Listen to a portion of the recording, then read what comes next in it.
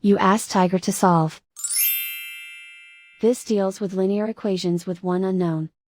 The final result is x equals 29. Let's solve it step by step. Simplify the expression. Expand the parentheses. Simplify the arithmetic. Group all constants on the right side of the equation. Add 6 to both sides. Simplify the arithmetic.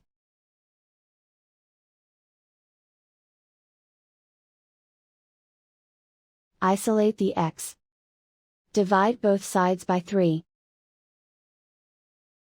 Simplify the fraction. Find the greatest common factor of the numerator and denominator. Factor out and cancel the greatest common factor. And so the final result is x equals 29.